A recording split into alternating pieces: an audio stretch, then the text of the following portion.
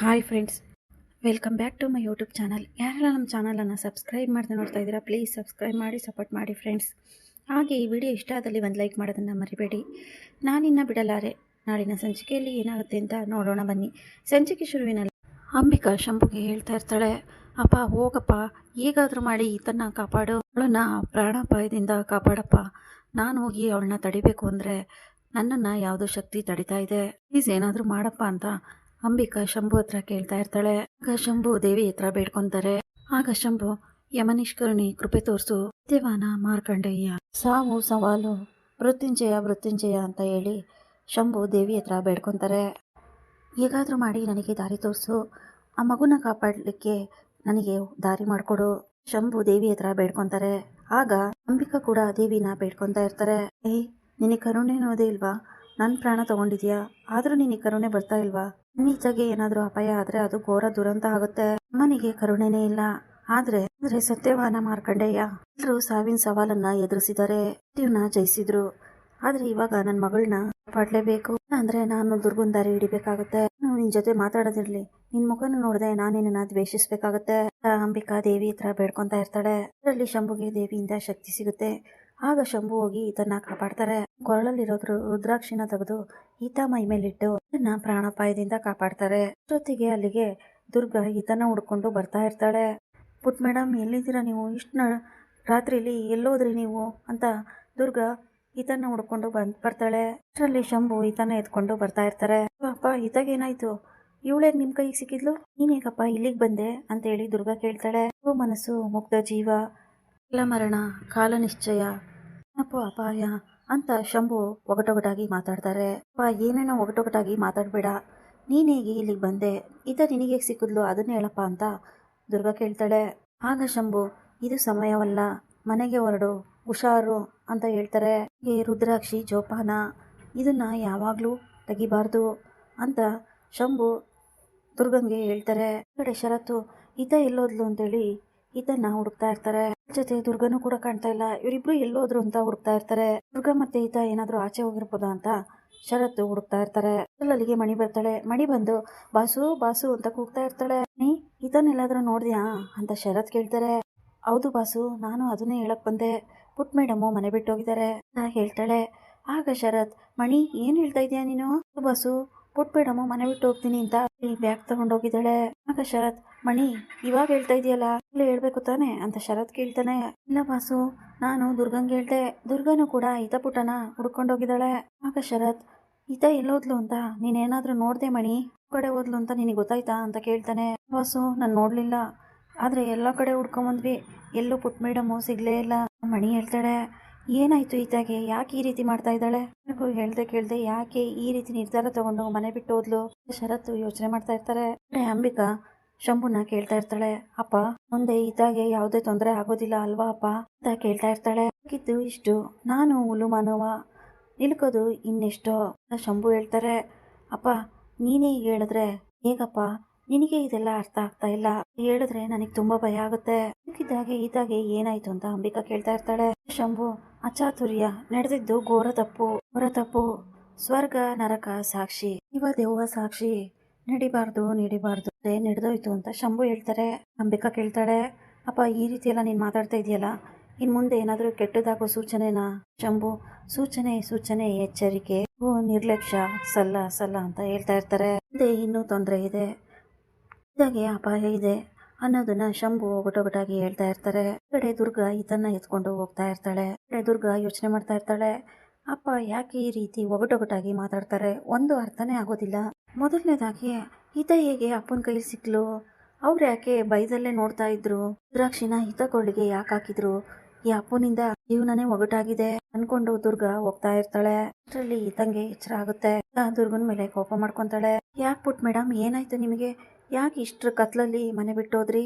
ಎಲ್ಲೋದ್ರಿ, ಏನಾದ್ರಿ ಅಂತ ನಂಗೆ ಎಷ್ಟು ಭಯ ಆಗಿತ್ತು ಗೊತ್ತಾ? ದುರ್ಗಾ ಕೇಳ್ತಾ ಇರ್ತಾಳೆ. ಆಗ ಈತ, ಸುಳ್ಳು ಹೇಳ್ಬೇಡ, ಗೊತ್ತು ನಿನಗೆ ನನ್ನ ಕಂಡ್ರೆ ಇಷ್ಟ ಇಲ್ಲ ಅಂತ, ಇದ್ಮೇಲೆ ನಾನು ಅಲ್ಲಿಲ್ಲ ಅಂದ್ರೆ ನೀನ್ಯಾಕೆ ಭಯ ಪಡ್ತೀಯಾ? ದುರ್ಗಾ, ಪುಟ್ ಮೇಡಮ್ ಏನಂತ ಹೇಳ್ತಾ ಇದ್ದೀರಾ ನೀವು? ನೀವಂದ್ರೆ ನಂಗೆ ತುಂಬಾ ಇಷ್ಟ. ದುರ್ಗಾ ಹೇಳಿದಾಗ, ಇಲ್ಲ ನನಗೆ ಇಲ್ಲಿರೋದಕ್ಕೆ ಇಷ್ಟ ಇಲ್ಲ, ಯಾರನ್ನೂ ನಂಬಲ್ಲ, ನಾನು ಮನೆ ಬಿಟ್ಟು ಹೋಗ್ತೀನಿ ಅಂತ ಈತ ಹೇಳ್ತಾಳೆ. ದುರ್ಗಾ, ಪುಟ್ ಮೇಡಮ್ ಯಾಕೆ ಈ ರೀತಿ ಮಾತಾಡ್ತಿದ್ದೀರಾ? ನೀವು ಏನು ಹೇಳ್ತಾ ಇದೀಯಾ? ನೀನು ಚಿಕ್ಕ ಮಗು, ಅಸಲಲ್ಲಿ ನೀನು ಮನೆ ಬಿಟ್ಟು ಬಂದಿದ್ಯಲ್ಲ, ಅದು ತಪ್ಪಲ್ವಾ? ಈತ ದುರ್ಗಾ ಮಾತು ಕೇಳ್ದೆ ಬಿಟ್ಟು ಹೋಗ್ತೀನಿ, ನಾನು ಇಲ್ಲಿರೋದಿಲ್ಲ ಅಂತ ಹೊರಡ್ತಾಳೆ.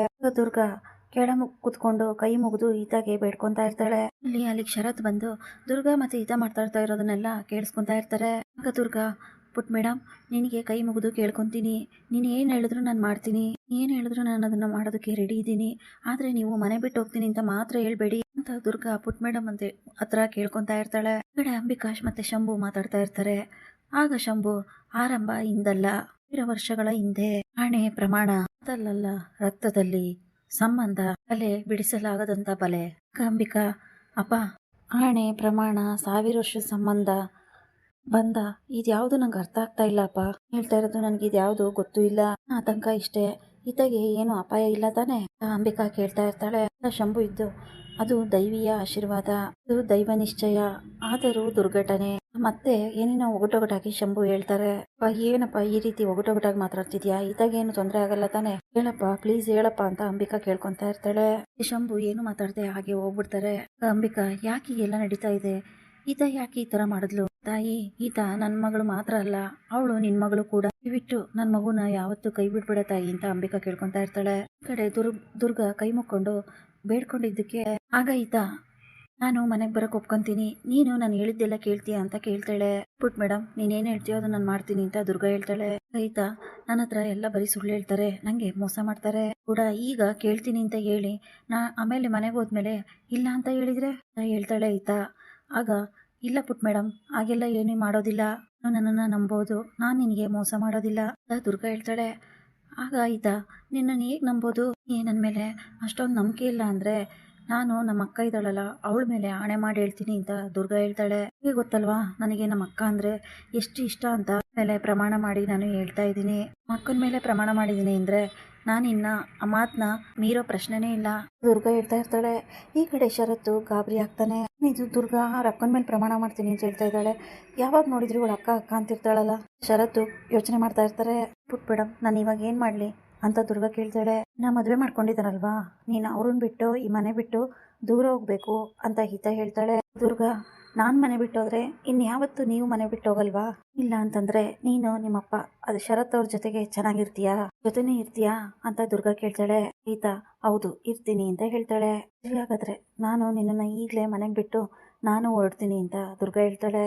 ಈತ, ಇವಾಗ ಹೋಗೋದು ಬೇಡ, ನೀನು ಮಾಯಾ ಇನ್ನು 6 ತಿಂಗಳು ಬಿಟ್ಟು ಮನೆಯಿಂದ ಹೋಗ್ತಾಳೆ, ಆ ಮಾಯಾ ಇನ್ನೂ 6 ತಿಂಗಳು ನಮ್ಮ ಮನೇಲೇ ಇರ್ತಾಳೆ, ನೀವಾಗ ಏನಾದರೂ ಹೋದೆ ಅಂದ್ರೆ ಮತ್ತೆ ಅವರು ಆ ಮಾಯನ್ ಜೊತೆ ಮದುವೆ ಮಾಡ್ತಾರೆ, ಇವಾಗಲೇ ಮನೆ ಬಿಟ್ಟು ಹೋಗ್ಬೇಡ, ಇನ್ನು 6 ತಿಂಗಳು ಬಿಟ್ಟು ಮನೆ ಬಿಟ್ಟು ಹೋಗು ಅಂತ ಹಿತ ಹೇಳ್ತಾಳೆ. ಪುಟ್ ಮೇಡಮ್ ಹಾಗೆ ಆಗಲಿ, ಇನ್ನು 6 ತಿಂಗಳು ಆದಮೇಲೆ ಈ ಮನೆ ಬಿಟ್ಟು ನಾನು ಹೋಗ್ತೀನಿ. ಈತ ಮತ್ತೆ ಕೇಳ್ತಾ ಇರ್ತಾಳೆ, ನಿನ್ನನ್ನು ಹೇಗೆ ನಂಬೋದು? ದುರ್ಗನ್ನ ಕೇಳ್ತಾಳೆ. ದುರ್ಗಾ, ಇಲ್ಲ ಪುಟ್ ಮೇಡಮ್ ನಾನು ಒಂದ್ಸರಿ ಮಾತು ಕೊಟ್ಟರೆ ಮುಗೀತು ಅಂತ ಈತನ ಕೈ ಹಿಡ್ಕೊಂಡು ಪ್ರಾಮಿಸ್ ಮಾಡ್ತಾಳೆ. 6 ತಿಂಗಳು ಬಿಟ್ಟು ನಾನು ಈ ಮನೇಲಿ ಇರೋದಿಲ್ಲ, ನಿನ್ನ ಬಿಟ್ಟು ಈ ಮನೆ ಬಿಟ್ಟು ಹೋಗ್ತೀನಿ ಅಂತ ದುರ್ಗಾ ಹೇಳ್ತಾಳೆ. ಈ ಕಡೆ ಶರತ್ತು ಬೆಳಗ್ಗೆನೆ ಒಬ್ಬರೇ ಕೂತ್ಕೊಂಡು ಯೋಚನೆ ಮಾಡ್ತಾ ಇರ್ತಾರೆ. ಇದೇ ಯಾಕೆ ಈ ರೀತಿ ಮಾಡಿದ್ಲು? ಈತನ ಮನಸ್ಸಿಗೆ ಇಷ್ಟೆಲ್ಲ ನೋವಾಗಿದೆಯಾ ಯೋಚನೆ ಮಾಡ್ತಾ ಇರ್ತಾರೆ. ಅಲ್ಲಿಗೆ ದಮಯಂತಿ ಬರ್ತಾಳೆ. ಈ ಶರತ್ ಯಾಕೋ ಒಬ್ಬನೇ ಕೂತ್ಕೊಂಡು ಯೋಚನೆ ಮಾಡ್ತಾ ಇರೋದು ನೋಡಿದ್ರೆ ಒಳ್ಳೆ ಮನೆ ಬಿಟ್ಟೋಗಿರೋದು ಈ ಶರತ್ಗೆ ಗೊತ್ತಾಗಿರ್ಬೇಕು, ಮಾತಾಡ್ತೀನಿ ಇವಾಗ ಅಂತೇಳಿ ಶರತ್ ಹತ್ರ ಮಾತಾಡೋಕ್ಕೆ ದಮಯಂತಿ ಬರ್ತಾಳೆ. ಅಪ್ಪ ಶರತ್ ಏನಾಯ್ತು? ಹೀಗೆಲ್ಲ ಆಗ್ಬಾರ್ದಾಗಿತ್ತು, ಹಾಗೆ ಹೀಗೆ ಮನೆ ಬಿಟ್ಟೋಗಿರೋದನ್ನ ಮಾತಾಡ್ತಾ ಇರ್ತಾಳೆ. ಆಯ್ತು ಅತ್ತೆ, ಯಾಕೆ ಈ ರೀತಿ ಎಲ್ಲ ಮಾತಾಡ್ತಿದ್ದೀರಾ ಕೇಳ್ತಾನೆ. ಅಯ್ಯೋ ಶರತ್ ಏನಪ್ಪ ಇದು, ಈತ ಮನೆ ಬಿಟ್ಟು ಹೋದ್ರು ಕೂಡ ಎಲ್ಲ ಗೊತ್ತಿದ್ರು ಕೂಡ ನೀನು ಇಷ್ಟು ಕೂಲ್ ಆಗಿದೀಯಾ ಅಂತ ಕೇಳ್ತಾಳೆ. ಏನತ್ತೆ ಹೇಳ್ತಾ ಇದ್ದೀರಾ ಅಂತ ಶರತ್ ಕೇಳ್ತಾನೆ. ಶರತ್, ನಿನ್ನೆ ರಾತ್ರಿ ಈತ ಮನೆ ಬಿಟ್ಟೋದ್ಲು, ನಿನಗೆ ಯಾಕೆ ಟೆನ್ಷನ್ ಆಗ್ತಾ ಇಲ್ಲ, ಆರಾಮಾಗಿದೆಯಾ ಅಂತ ಕೇಳ್ತಾಳೆ. ಏನು ಹೇಳ್ತಾ ಇದ್ದೀರಾ ಅತ್ತೆ ನೀವು ಅಂತ ಶರತ್ ಕೇಳ್ತಾನೆ. ಹೌದಪ್ಪ ನಿನ್ನೆ ರಾತ್ರಿ ಮನೆ ಬಿಟ್ಟೋಗಿದ್ದಾಳೆ, ಅವಳು ಹೋಗಿದ್ದಾಳೆ ಅಂತ ಹೇಳ್ತಾ ಇದ್ರು, ನೀನು ಆರಾಮಾಗಿ ಕೂತಿದ್ಯಾ ಅಂತ ದಮಯಂತಿ ಹೇಳಿದಾಗ, ಹೌದಾ ನಿನ್ನೆ ರಾತ್ರಿನೇ ಈತ ಮನೆ ಬಿಟ್ಟೋದ್ಲಾ ಅಂತ ಶರತ್ ದಮಯಂತಿನ ಕೇಳ್ತಾ ಇರ್ತಾನೆ. ಆಗ ಶರತ್, ನಿನ್ನೆ ರಾತ್ರಿನೇ ಮನೆ ಬಿಟ್ಟೋದ್ಲ ಈತ ಅಂತ ಕೇಳ್ತಾರೆ. ಹೌದಪ್ಪ ನಿನ್ನೆ ರಾತ್ರಿನೇ ಮನೆ ಬಿಟ್ಟೋದ್ಲು ಅಂತ ದಮಯಂತಿ ಹೇಳ್ತಾರೆ. ಹೌದಾ ಅತ್ತೆ, ಆಗಿದ್ಮೇಲೆ ನಿನ್ನೆ ರಾತ್ರಿನೇ ಬಂದು ಹೇಳೋದು ಬಿಟ್ಟು ಇವಾಗ ಯಾಕೆ ಬಂದು ಹೇಳ್ತಾ ಇದ್ದೀರಾ ಅಂತ ಶರತ್ ಕೇಳ್ತಾರೆ. ಆಗ ಶರತ್, ಈತ ಎಲ್ಲೂ ಹೋಗಿಲ್ಲ, ಇಲ್ಲೇ ಇದ್ದಾಳೆ. ಶರತ್ ಹೇಳ್ತಾನೆ, ಏನಪ್ಪ ಹೇಳ್ತಾ ಇದೆಯಾ ನೀನು, ಇಲ್ಲಿದ್ದಾಳೆ ಅಂತ ದಮಯಂತಿ ಕೇಳ್ತಾರೆ. ನೋಡಿ ಅತ್ತೆ ಅಂತ ಶರತ್ ಹೇಳ್ತಾನೆ. ಆಗ ದಮಯಂತಿ ತಿರುಗಿ ನೋಡ್ತಾಳೆ, ಅಲ್ಲಿ ಈತ ನಿಂತಿರ್ತಾಳೆ. ದಮಯಂತಿಗೆ ಶಾಕ್ ಆಗುತ್ತೆ. ಈ ಪಿಳ್ಳೆ ರಾತ್ರಿ ತಾನೇ ಮನೆ ಬಿಟ್ಟು ಹೋಯ್ತು, ಅದೆಂಗೆ ಬೆಳಗ್ಗೆ ಆಗೋ ಅಷ್ಟರಲ್ಲಿ ಇಲ್ಲಿ ಬಂದು ನಿಂತಿದ್ದಾಳೆ ಅಂತ ಯೋಚನೆ ಮಾಡ್ತಾ ಇರ್ತಾಳೆ. ಈ ಕಡೆ ಮಾಯಂಗೆ ಪ್ರಜ್ಞೆ ಬರುತ್ತೆ. ಆಗ ಶರತ್ ದುರ್ಗಾಗೆ ತಾಳಿ ಕಟ್ಟಿರೋದು, ಮದುವೆ ಆಗಿದ್ದು ಎಲ್ಲ ಮಾಯಂಗೆ ನೆನಪಾಗುತ್ತೆ. ಆಗ ಮಲಗಿದ್ದ ಮಾಯ ಬೆಚ್ಚಿ ಬಿದ್ದು ಜೋರಾಗಿ ಕೂಗಿ ಎದ್ದು ಕೂತ್ಕೋತಾಳೆ. ಆಸೆ ಕನಸನ್ನೆಲ್ಲ ಕಿತ್ಕೊಂಡ ಆ ದುರ್ಗಂಗೆ ಜೀವಂತ ಬಿಡಬಾರ್ದು ಅಂತ ನಿರ್ಧಾರ ಮಾಡಿ ನನ್ನ ಕತ್ತಿಗೆ ಬೀಳ್ಬೇಕಾಗಿರೋ ತಾಳಿನ ಅವಳು ಕಟ್ಟಿಸ್ಕೊಂಡಿದ್ದಾಳೆ. ನಾನು ಆಸೆನೆಲ್ಲ ಕಿತ್ಕೊಂಡ್ಬಿಟ್ಲು, ಅವಳನ್ನ ಮಾತ್ರ ಜೀವಂತ ಬಿಡೋದಿಲ್ಲ ಅಂತ ತಗೊಂಡು ದುರ್ಗನ್ನ ಸಾಯಿಸ್ಬೇಕು ಅಂತ ಹೇಳಿ ಬರ್ತಾಳೆ. ಗನ್ನನ್ನ ದುರ್ಗಾಗೆ ಗುರಿ ಇಟ್ಟು, ನಿನ್ನನ್ನು ಮಾತ್ರ ಇವತ್ತು ಜೀವಂತ ಬಿಡಲ್ಲ, ನನ್ನ ಆಸೆ ಕನಸು ಎಲ್ಲ ಕಿತ್ಕೊಂಡ್ಬಿಟ್ಟೆ ನೀನು, ನನ್ನ ಷರತ್ತನ್ನ ನೀನು ಮದುವೆ ಆಗಿಬಿಟ್ಟೆ ಅಂತೇಳಿ ಶೂಟ್ ಮಾಡೋಕ್ಕೆ ಅಂತ ಅನಿತಿರ್ತಾಳೆ. ಆಗ ದುರ್ಗಾ, ಇದೆಲ್ಲ ಹೇಗಾಯ್ತೋ ನನಗೆ ಗೊತ್ತಿಲ್ಲ. ದುರ್ಗಾ ಹೇಳ್ತಾ ಇರ್ತಾಳೆ, ಏನೇನೋ ಕಾರಣ ಹೇಳ್ಬೇಡ ದುರ್ಗಾ ಅಂತ ಮಾಯ ಕೂಗ್ತಾಳೆ. ಹೇಳೋದು ಕೇಳಿ ಮೇಡಮ್, ನಂದೇನು ತಪ್ಪಿಲ್ಲ ಅಂತ ದುರ್ಗಾ ಹೇಳಕ್ಕೆ ಬಂದರೆ ಮಾಯ ಜೋರಾಗಿ ಕೂಗ್ತಾಳೆ. ಆಯಿತು ಮೇಡಮ್, ಸರಿ, ಶೂಟ್ ಮಾಡ್ತೀರಾ ಮಾಡಿ, ನಾನು ಇಲ್ಲೇ ನಿಂತಿರ್ತೀನಿ. ಹೇಳಿದ ಮಾತನ್ನ ಯಾರು ಕೇಳಿಸ್ಕೊತಾನೆ ಇಲ್ಲ, ಹೇಳಿದ ಮಾತನ್ನ ಯಾರು ನಂಬ್ತಾ ಇಲ್ಲ. ಈಗ ನೀವೇ ನಾನು ಸಾಯಿಸ್ಬೇಕಾ, ಸಾಯಿಸಿ, ನಾನು ಒಂಚೂರು ಆ ಕಡೆ ಈ ಕಡೆ ಅಲ್ಗಾಡದೆ ಇರೋ ಥರ ಇಲ್ಲೇ ನಿಂತ್ಕೊತೀನಿ. ದುರ್ಗಾ ಮಾಯಂಗೆ ಹೇಳ್ತಾಳೆ. ಮಾಯ ಶೂಟ್ ಮಾಡೇ ಬಿಡ್ತಾಳೆ. ಆ ಬುಲೆಟು ದುರ್ಗಂಗೆ ತಾಗುತ್ತಾ ಅಥವಾ ಬೇರೆ ಕಡೆ ಹೋಗುತ್ತಾ ಅಂತ ಮುಂದಿನ ಸಂಚಿಕೆಯಲ್ಲಿ ನೋಡೋಣ. ಇಲ್ಲಿಗೆ ಈ ಸಂಚಿಕೆ ಮುಕ್ತಾಯವಾಗುತ್ತದೆ. Thanks for watching.